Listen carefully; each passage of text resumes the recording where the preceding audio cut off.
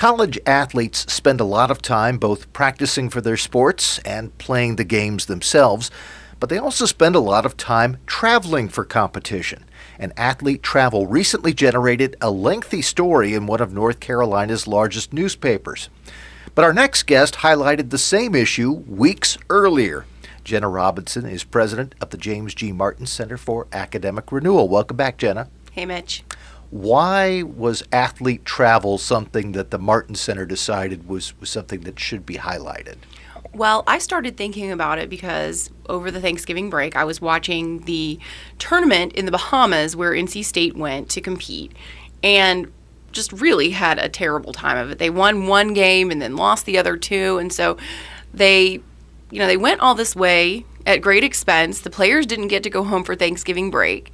And they didn't really seem any further along in the goals for the team.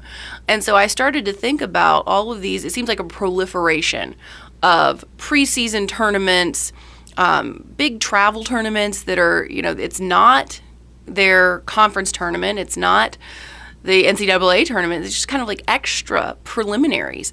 And so I started to think about, well, what is this really doing to the team? What are the demands of this on athletes? And we already know that the demands on athletes are far more than a typical student. And so I started to look into it, and, my instincts were right. This travel is a problem.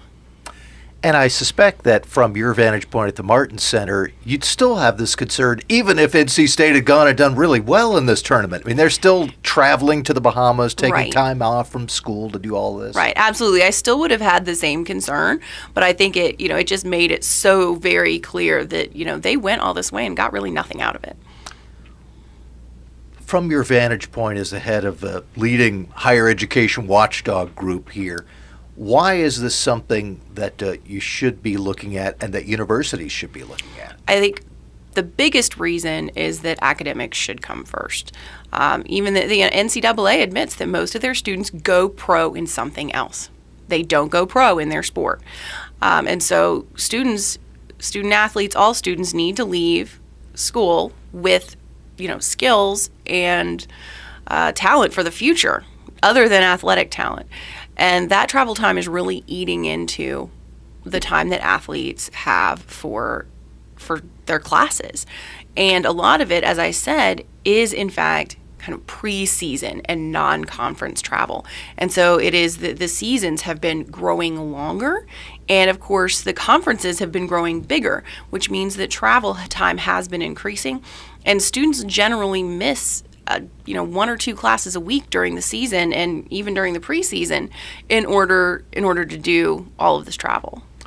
When these student athletes are not able to attend the classes, when they're out of the state or out of the country in the case of the tournament that you're talking about for a week or so at a time, does this really stop them from having the same type of college experience that a quote-unquote normal student would have? I think it does, because the athletes themselves have said they want more time to relax by themselves. They want more time to see their families. Some of them in Divisions 2 and 3 want more time to work jobs. And, very few of them say they want more time for academics, because they say they're already putting in a lot of time for academics, because of course they're pushed to do that to stay eligible. But they do want more time for all of the other things that make college an experience rather than just a degree. We are speaking with Jenna Robinson, who is the president of the James G. Martin Center for Academic Renewal. I mentioned at the top of this interview that a little bit after the Martin Center set the stage for this, one of the state's largest newspapers did a major report on this same issue, athlete travel. And another thing they brought up in this report was the notion that it's not just these tournaments, but also expanding conferences means that there's a lot more long-distance travel, not only in the Atlantic Coast Conference that we know about, but all of these other major conferences that have expanded. The other teams are further away, so even going to a conference game takes longer. You might miss more classes that way. Right, absolutely. And in looking at, I used Duke as an example, and a lot of their play, even in conference, was far away, was out of state.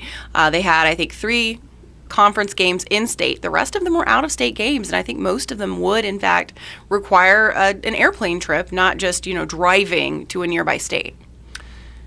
In looking at this change, a lot of it just seems to be tied into this whole notion of the tail wagging the dog, so to speak, Right. that the athletics is really driving this process more than this notion of we have students, let's give them this athletic opportunity. It's more, we've got this athletic program, and let's kind of act as if these people are also students. Right. Absolutely. I think that becomes more and more true. There are a lot of Division I athletes, especially in basketball and football, who are putting in enough time for their athletics only to be a full-time job. And so they really are students second. And that's not the way it's supposed to be. It is absolutely detrimental to their future. Very few of them make it to the NFL or the NBA. And for all of those who don't, the graduation rates are lower, the dropout rates are higher, the academic performance suffers, and obviously they're not getting all of the other things that students are able to do on campus. They're not doing the networking, they're not getting to career services, they're not doing all of those things that can prepare them for a future outside of athletics. Okay, so we see that there's a problem. It's been getting worse. Are there some things that you've identified that universities ought to do to help address this? Right. Well, the first thing is that the Knight Commission has been saying this for a long time. Travel time needs to be decreased. And one thing that the NCAA did recently was to actually freeze the number of tournaments and the number of competitions. And that was a few years ago. And I think that a freeze is a good start. But I do think we need to pull back. A freeze isn't enough. I'm glad it's frozen right now, and I think it's a good time to talk about, well, what is the right amount? And I think that really we need to go back to what we think of as the traditional sports seasons. They shouldn't be lingering either, beginning earlier or kind of lingering longer into the next semester, because students really do need to have some time to dedicate just to academics. And I think on the colleges and universities side, they need to allow students off time when they're not in season. And they need to allow students to be able to count some of the athletic activities that they're doing towards their maximum hours for the NCAA, because of course NCAA says you can only spend 20 hours a week on athletic related activities, but universities game it, teams game it, and so they're really spending a lot more time than that. We have a brief amount of time remaining, but do you sense that there is any appetite among university leaders to do anything about this? I don't think that there is. It's pretty disappointing. Every once in a while, we'll see a bright spot where a university will pull back. And of course, there's still the Ivy League that I admire for being less in the thrall of athletics than other conferences. But not every conference is the Ivy League. And so I think that this is a problem that we need to keep chipping away at.